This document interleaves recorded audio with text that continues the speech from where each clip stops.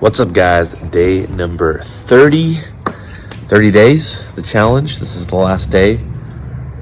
I probably will be extending this out a little longer just because I've enjoyed it. It really hasn't been all that bad, and I'm saving a lot of money, and I'm able to invest more money, and it's really all not all that bad, to be honest. So I probably will be extending it out further than the 30 days. So I might give you guys more of like a weekly update, or maybe every couple days update on how it's going, as opposed to doing every single day. I might just make a longer video and spend a little more time on it. But yeah, so I've switched up my morning routine again. I'm trying to find a good morning routine that works for me. I decided to actually come to my parents here and chill in their backyard and just get some sun for about a half hour. I gotta finish this book because it's technically overdue at the library right now, and I'm probably like 150 pages away from finishing it. So I'm gonna try to bust this out, finish this book. I've also got my daily, I don't know if you guys saw my previous videos, I do my kombucha and sparkling water mix. So I gotta get in my daily kombucha always, and so I mix it with some sparkling water. So therefore I'm getting kind of more water in overall. It's tough to get in water even during the summer. It's just, drinking water can be so boring sometimes. So I definitely recommend, if you can, get a big pack of sparkling water, put it in your fridge. It's not ideal. Regular water is better, but I guarantee you'll probably end up drinking more water in general than you would if you just were trying to drink water normally. And in the past, I've been able to get into pretty good habits where, I would wake up and drink like a full, 16-ounce bottle of water. I even got it to the point where I was drinking 2 16-ounce bottle of waters like the moment I woke up every day. And I did feel really good and a lot of energy throughout the day because I was hydrated, right? We're mostly sacks of water. But that tends to be a pretty tough habit to continue and keep up, especially with this change to the car. So I have been looking for ways to kind of get back into that habit where I'm kind of sneaking in that at least 16 ounces of water right off the bat in the morning. So I thought, hey, sparkling water with the kombucha, it's like a perfect mix. I'm getting a little caffeine with the kombucha, not much. There's like very minimal caffeine in kombucha, but just a tad, because you have to feed. So it feeds. That's what the SCOBY feeds on, right? The good bacteria.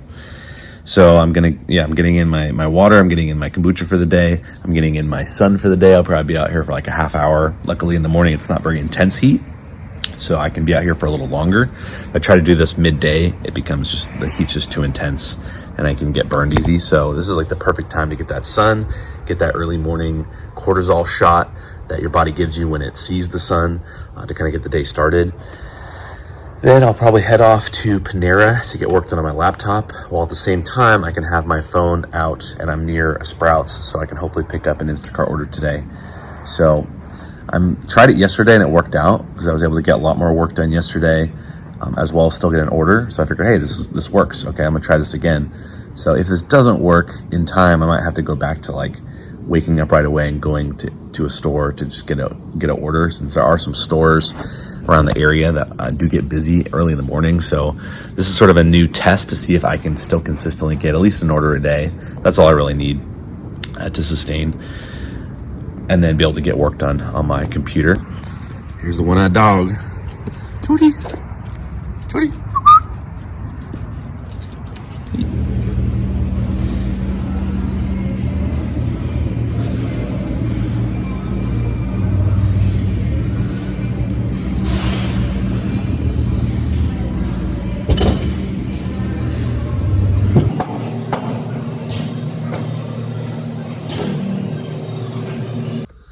What's up, guys? Day 31.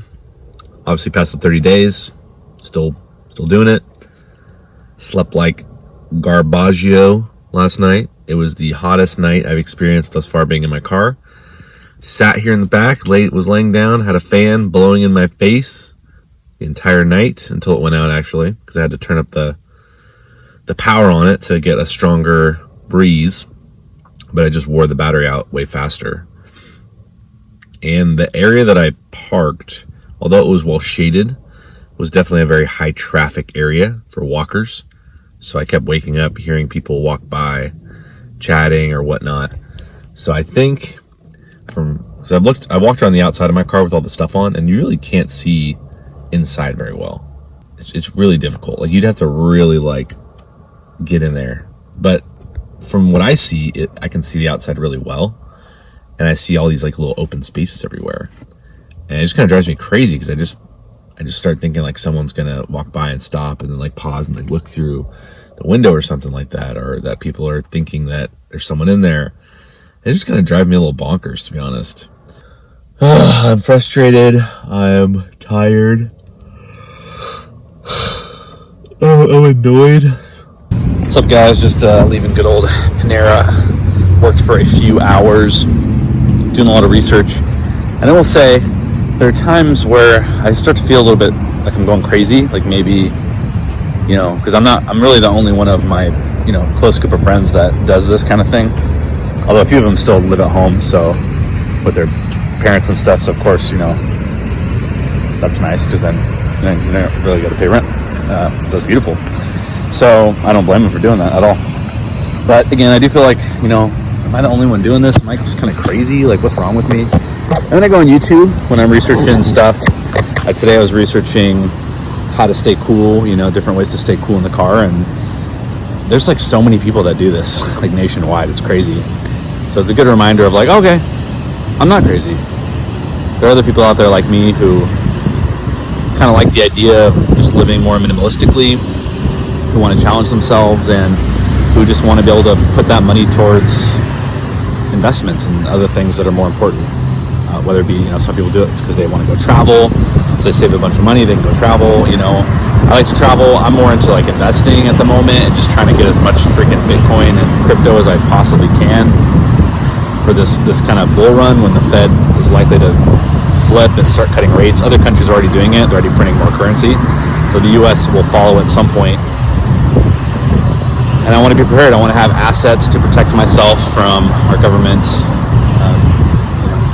inflating our currency to nothing. So yeah, I guess you kind of consider me, I'm like Noah from the Bible. Other people are like, this guy's crazy, what are you doing? He's like living out of his car, he's like saving his money, he's investing in like these assets like crypto. Man, this guy's an idiot, like he's crazy. But guess what happened to those people in the story of Noah's Ark? They were like, oh damn, it actually is raining, and actually could see it coming beforehand, and he prepared. So, or like for me, I've been working on the skill of trading for years because it's a skill that I never can get laid off from. I always have income, right, through trading, because markets are always going to move, people are always going to speculate. So that's one of the reasons why I focus on trading, is a preparation for this future in which, I'm not sure what it's going to look like, and I'd like to have some sort of skill and job that I can make money year round, and I never can get laid off, and I don't have to worry about a boss, all that kind of stuff. So that's one of the things that attracted me towards trading specifically. You can be good with your saving, minimize your expenses, still live in a house, etc. And you can still save money, you can still invest money. That's still possible. It's just a lot more difficult to do so. And it depends on what you like to do as well, what like your passions are.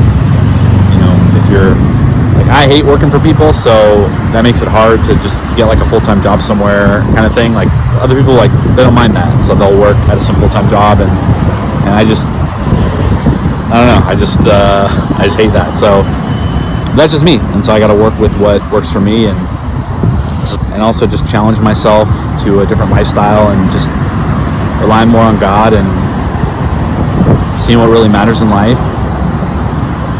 Just preparing a future for myself. So we'll see. We'll see when the ship in the U.S. breaks, the financial system, which is already broken. When it breaks for good, we'll see who's stuck naked out in the water when the tide comes in, and who's been preparing for this for years, like myself, and who's going to be able to stay afloat. And obviously, I'll help as many people as I can and take them with me on my lifeboat. But just like Noah on his lifeboat, literally a lifeboat. So.